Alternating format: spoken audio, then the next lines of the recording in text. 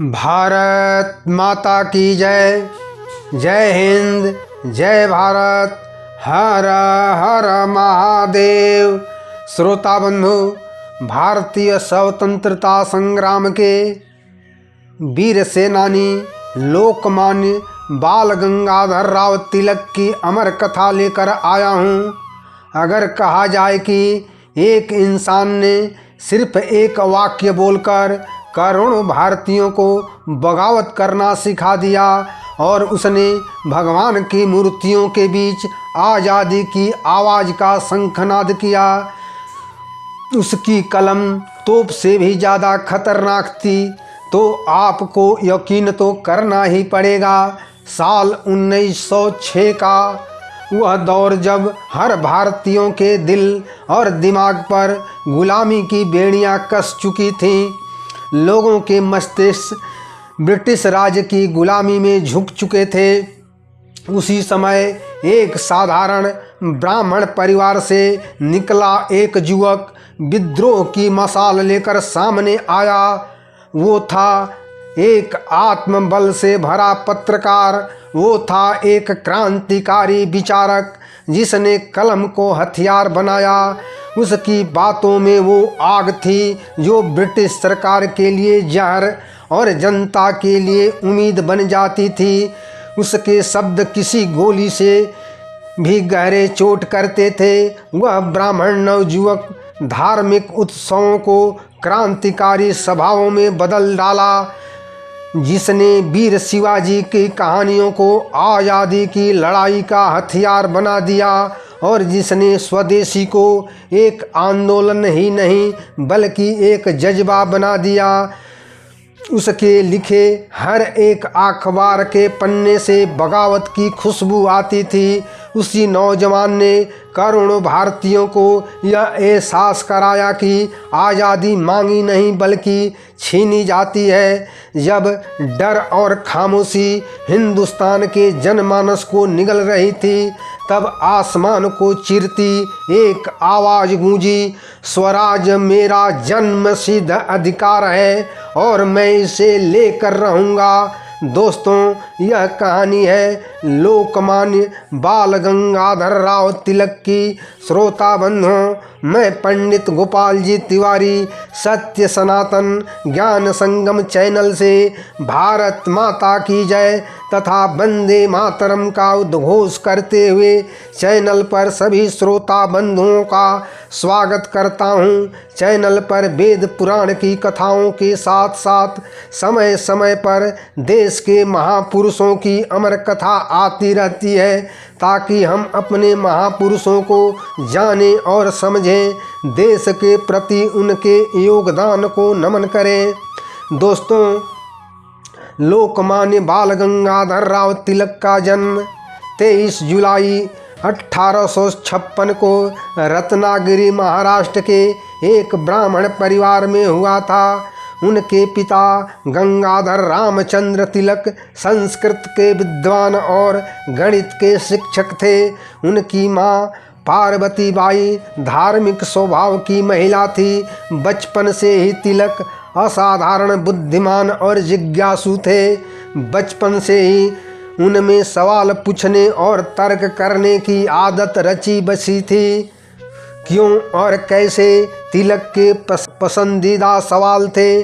सन 1877 में उन्होंने गणित से एमए किया और 1879 में एलएलबी की डिग्री प्राप्त कर ली।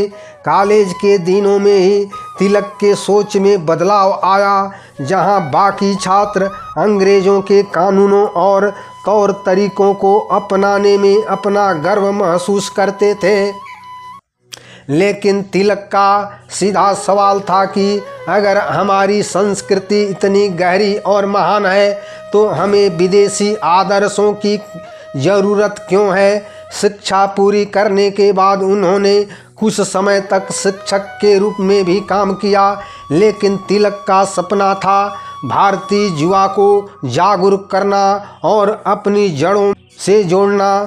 स्वराज मेरा जन्म सिद्ध अधिकार है और इसे मैं लेकर रहूँगा। जब स्वराज की यह आवाज़ चारों तरफ गूंजी तो करोड़ों देशवासियों के अंदर एक क्रांति की ज्वाला को जागृत किया। और इस आवाज़ को बुलंद करने वाले महान व्यक्ति थे लोकमान्य बाल गंगाधर तिलक, जिन्होंने बंदूक से नहीं बल्कि अपनी कलम और लेखों से देश के लाखों क्रांतिकारियों को जागृत किया। सन 1881 में समाचार पत्र केसरी और मराठा समाचार पत्र का संपादन शुरू किया। केसरी समाचार पत्र मराठी भाषा में था, जबकि मराठा समाचार पत्र अंग्रेजी भाषा में था। बाल गंगाधर तिलक के इन समाचार पत्रों का उद्देश्य था कि भारतीय लोगों पर अंग्रेज़ों के अत्याचार को जन जन तक पहुंचाना और जनता के मन में अंग्रेज़ों के प्रति नफरत भरना, ताकि जनता अंग्रेज़ों के विरुद्ध संगठित हो सके।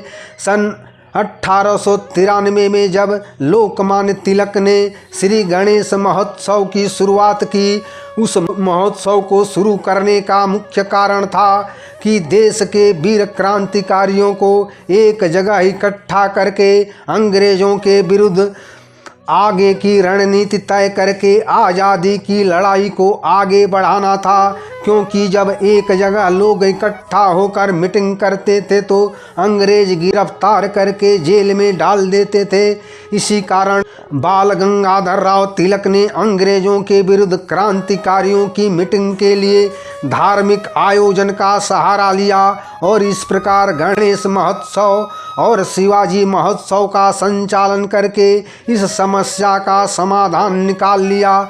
ये दोनों धार्मिक महोत्सव थे और इनका उद्देश्य था कि हम ज़्यादा से ज़्यादा भीड़ को एकत्रित करके उनको क्रांति के प्रति जागरूक करें और उन्हें आगे की रणनीति बता पाएँ कि अब हमें किस तरीके से और कहाँ क्रांति की शुरुआत करनी है। श्रोता बंधु, 1896 का वह समय जब पुणे में भयंकर रूप से प्लेग की बीमारी फैली थी। यह बीमारी इतनी भयावह थी कि इस क्षेत्र के पूरे लोगों को बुरी तरह से प्रभावित किया। ब्रिटिश सरकार की तरफ से प्लेग समिति का गठन तो किया गया। इस समिति का काम था कि पूरे क्षेत्र में कीटनाशक का छिड़काव करके बीमारी का रोकथाम करना, लेकिन प्लेग समिति के कर्मचारी उस समय घरों में घुसकर महिलाओं के साथ अत्याचार और दुर्व्यवहार करना शुरू कर दिए। तिलक ने इसे हिंदू महिलाओं के निजता का उल्लंघन बताते हुए इस पर एक लेख लिखकर जारी किया, जिसमें उन्होंने भारत का दुर्भाग्य नामक शीर्षक के द्वारा अंग्रेज़ों पर आक्रामक तरीके से कटाक्ष किया। मित्रों, 22 जून 1897 को इस आर्टिकल से प्रेरित होकर चापेकर बंधुओं ने, जो 3 भाई थे, इस प्लेग की घटना में दुर्व्यवहार करने वाले अंग्रेज अधिकारी चार्ल्स लैंड और आयरेस्ट की हत्या कर दी तथा बाल गंगाधर तिलक ने इस हत्या की सराहना की और कहा कि यह हत्या वैसी ही है जैसे वीर शिवाजी ने अफजल खां की हत्या की थी। इस पत्रकारिता के कारण तिलक के ऊपर मुकदमा चला और 22 जुलाई 1897 को तिलक को बर्मा के मांडले जेल में कैद कर दिया गया। ऐसे निडर पत्रकार थे तिलक, जो अंग्रेज़ों से बिना डरे निर्भीक आवाज़ उठाते थे। ऐसे ही 1905 में जब अंग्रेज़ों ने बंगाल का विभाजन कर दिया, और विभाजन के पीछे का कारण था कि 1857 की क्रांति वाली घटना दोबारा न घटे। अंग्रेज चाहते थे हिंदू और मुस्लिम की एकता खंडित हो जाए, और इसका परिणाम यह हुआ कि कांग्रेस 2 धड़े में बट गई। नरम दल तथा गरम दल आपसी विचारों में टकराव शुरू हो गया। नरम दल का कहना था कि अंग्रेज़ों से अनुनय विनय के कानून का पालन करते हुए आज़ादी प्राप्त की जा सकती है। इसके मुख्य समर्थक थे गोपाल कृष्ण गोखले, दादा भाई नौरोजी और फिरोज शाह मेहता। ये जनगण मन को अपना राष्ट्रगान मानते थे, वहीं गरम दल का मानना था कि अंग्रेज सरकार क्रूर है और निर्दयी है। इसके सामने अगर हम किसी भी प्रकार की शांति प्रिय विनती करते हैं तो यह बिल्कुल भीख मांगने जैसा होगा। ये ऐसे क्रांतिकारी थे जो वंदे मातरम को अपना राष्ट्रगान मानते थे और ये लाल बाल पाल के नाम से जाने जाते थे, जिनमें प्रमुख व्यक्ति थे लाला लाजपत राय, बाल गंगाधर राव तिलक और बिपिन चंद्र पाल। और गरम दल के ये क्रांतिकारी जिस मसाल की रोशनी में स्वतंत्रता के पथ पर आगे बढ़े, उस मसाल का नाम था महर्षि दयानंद सरस्वती। 1907 के सूरत अधिवेशन में कांग्रेस के अध्यक्ष पद के लिए कांग्रेस के दोनों धड़ों में विवाद पैदा हो गया, क्योंकि नरम दल के लोग रास बिहारी घोष को अध्यक्ष बनाना चाहते थे, जबकि गरम दल वाले लाला लाजपत राय को अध्यक्ष बनाना चाहते थे। इस प्रकार नरम दल और गरम दल दोनों अलग अलग हो गए। ऐसे में कांग्रेस का विभाजन हो गया। हालांकि इस प्रकार 1916 के लखनऊ अधिवेशन में दोनों दल एक हो चुके थे। बाल गंगाधर राव तिलक ने महत्वपूर्ण भूमिका गरम दल की ओर से निभाई। इन्होंने होम रूल लिंग आंदोलन की भी शुरुआत की थी। दोस्तों, 1919 में जब लालिस्ट एक्ट लाया गया, जिसे काला कानून कहा गया, इस एक्ट का विरोध करने के लिए जालियांवाला बाग में जब लाखों की भीड़ इकट्ठी हुई थी, तब निहत्थे आंदोलनकारियों की भीड़ पर गोलियां चलाने का आदेश अंग्रेजों की सरकार द्वारा दिया गया और इस नरसंहार का विरोध करने के लिए ही असहयोग आंदोलन बड़े पैमाने पर शुरू किया गया। 1 अगस्त 1920 को जब आंदोलन शुरू हुआ, जिसका उद्देश्य था कि हम अंग्रेज सरकार के किसी भी सिस्टम में काम करने वाले व्यक्ति को न तो हम सहयोग करने देंगे और न हम खुद सहयोग करेंगे। जिस दिन इस बड़े आंदोलन की नींव रखी गई, उसी दिन दुर्भाग्यवश इस आंदोलन के वीर क्रांतिकारी बाल गंगाधर राव तिलक की आवाज़ हमेशा के लिए थम गई। 1 अगस्त 1920 को लोकमान्य बाल गंगाधर राव तिलक इस दुनिया को छोड़कर अलविदा हो गए। राष्ट्र की वेदना को निर्भीकता के साथ प्रकट करने वाले उग्र राष्ट्रीयता के जनक लोकमान्य बाल गंगाधर राव तिलक न केवल स्वाधीनता के साहसी सेनानी थे, बल्कि एक महान विचारक, महान गणितज्ञ, दार्शनिक और साथ ही एक महान राजनीतिज्ञ भी थे। राजनीति और विद्वता दोनों का अभूतपूर्व संगम थे।